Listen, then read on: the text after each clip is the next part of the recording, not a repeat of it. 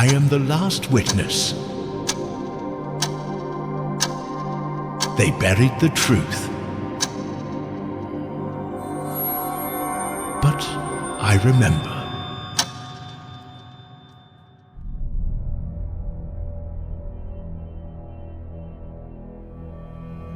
Hidden in the margins of history, there's a story of an empire that once spanned the globe. An empire with cathedrals that look like power plants, maps that don't match our textbooks, and whispers of a mud flood that erased it all. They called it Tartaria. And if the stories are true, it changes everything we know about the past.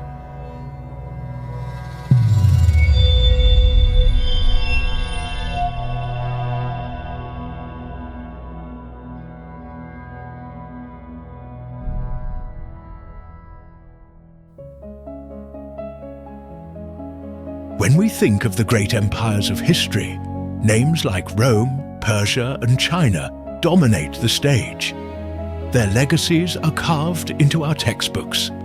But on countless old maps, stretching from the 1500s to the late 1700s, another name appears, one even larger than most of them. That name was Tartaria. Cartographers across Europe drew it again and again. An enormous empire covering almost all of Siberia, spilling into Central Asia, brushing against India and Persia, sometimes reaching as far as the Pacific coast and even touching parts of North America. It was so large that some maps simply labeled the northern half of Asia as a single word, Tartaria. But who were the Tartars? According to travelers' accounts, they were a mysterious people. Nomadic horsemen, yes, but also builders of cities, rulers of vast lands, and keepers of traditions that blended East and West. Jesuit missionaries in the 17th century wrote about meeting Tartar nobles in silk robes, commanding armies, and presiding over towns with onion-domed temples. One French atlas from 1730 describes the region as the Grand Tartary, a powerful empire of many nations under a single name. Others spoke of legendary capitals with walls stretching for miles, cities so vast they rivaled the great metropolises of Europe. And yet, something doesn't add up. How can an empire so large, so consistently documented across maps and manuscripts, simply vanish from our modern history books? Ask most historians today, and they'll tell you Tartaria was nothing more than a vague term Europeans used for lands they didn't understand. But if that's the case, why did they draw borders? Why mark flags, rulers, and cities, as though this empire were as real as France or Spain? Even stranger, by the 19th century, the name disappears. Entire libraries of maps and documents erase the word Tartaria almost overnight. The regions are absorbed into Russia, China, or simply left blank. What could explain such a sudden erasure? Was it merely cartographic confusion, or was there something more?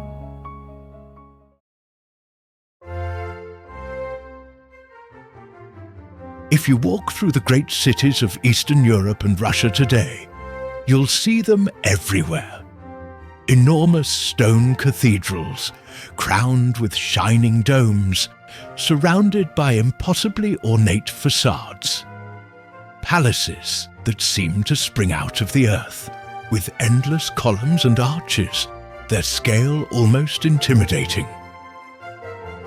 Take St. Petersburg, built, we are told, in the early 18th century by Peter the Great, a city of canals and palaces raised out of swampland in just a few decades.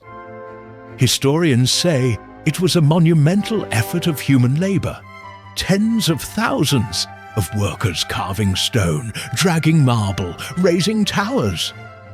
But look closer, and questions begin to emerge.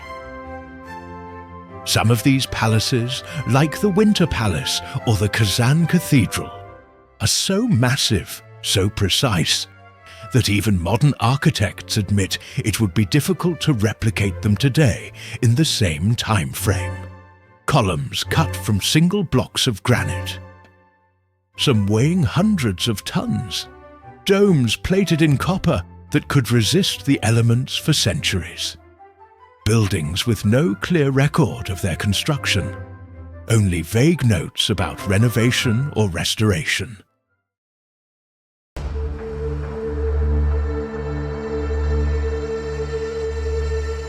And here's where the mystery deepens. To some researchers, these structures don't just look like palaces or cathedrals, they look like machines. Notice the domes, smooth, rounded, often tipped with metallic crosses or spires.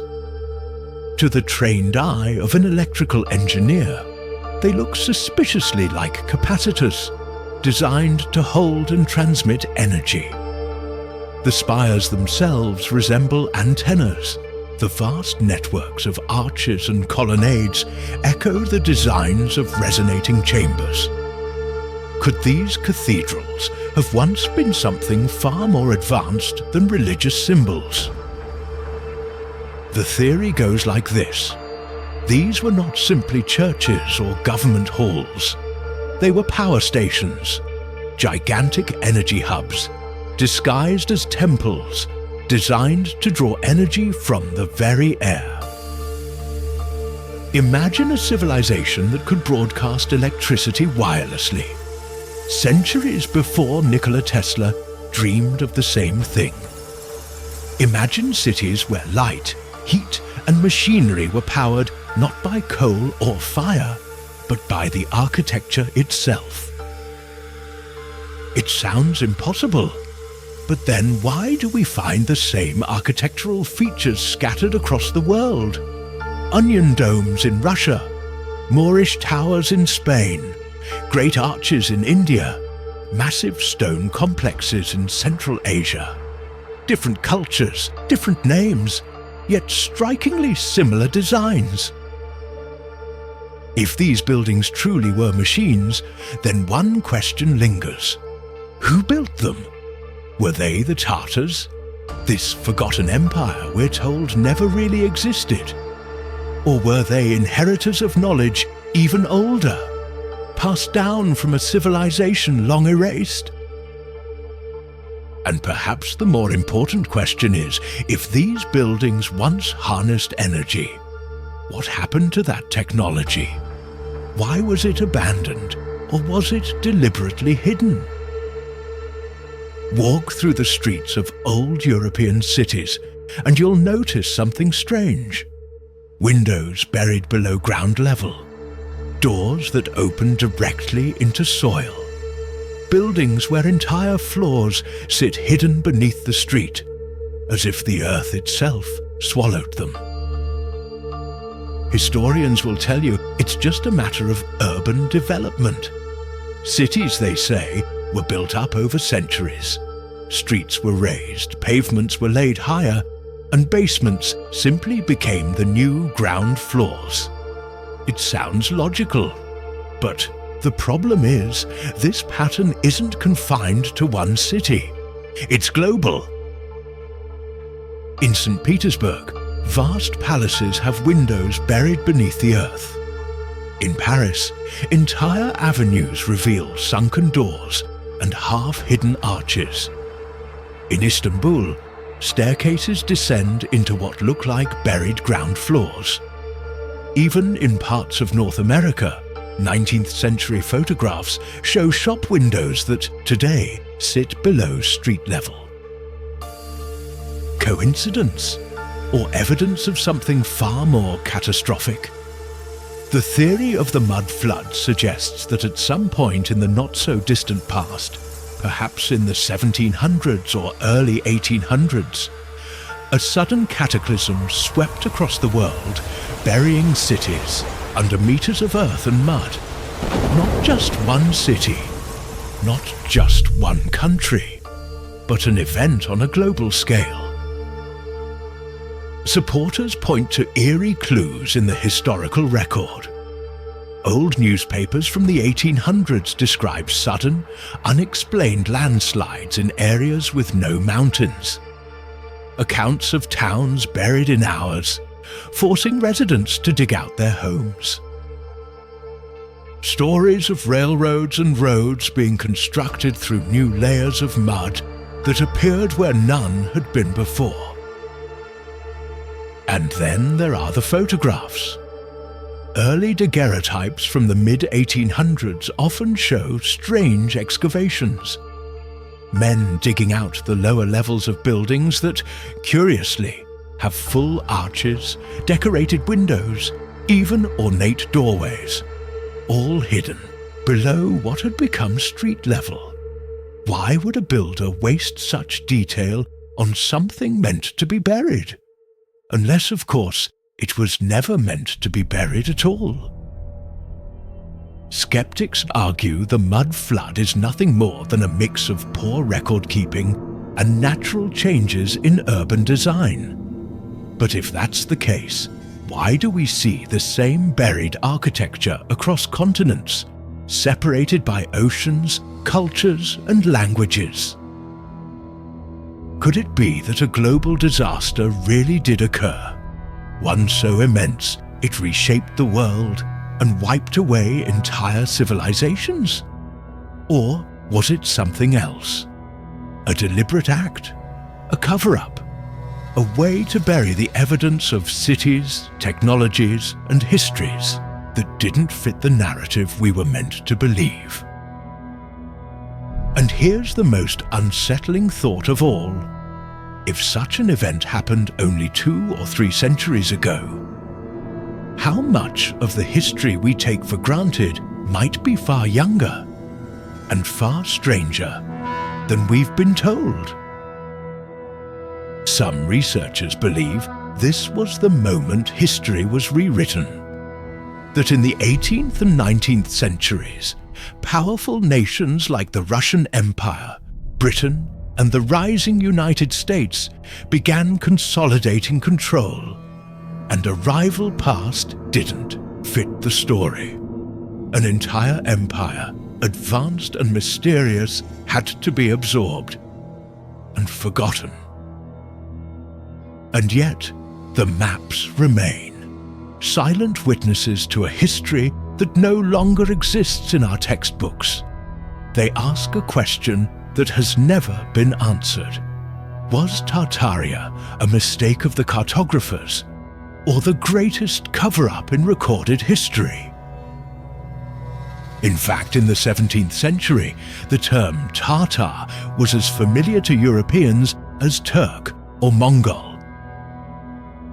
One possibility is that Tartaria was a genuine empire, vast and advanced, which collapsed suddenly in the 18th or early 19th century.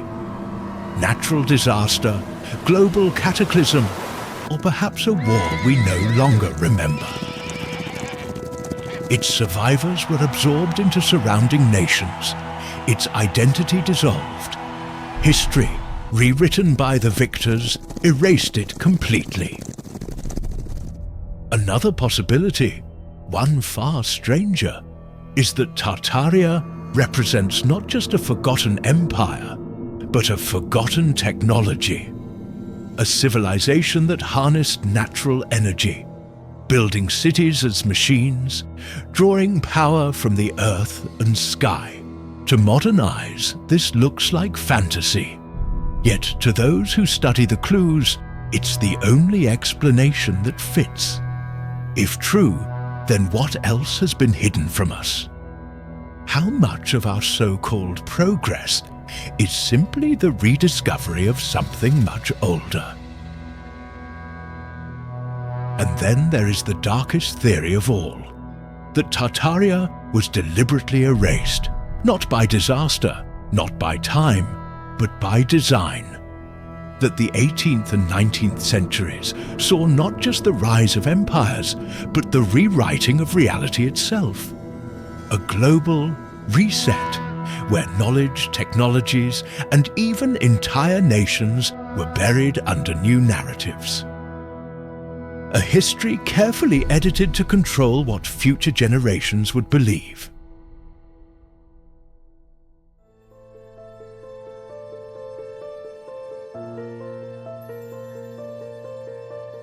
The truth may never be known, but Tartaria refuses to die quietly.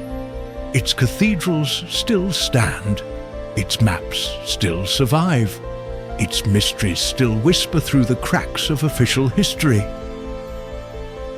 And the more we look, the more the question grows louder. What else have we forgotten?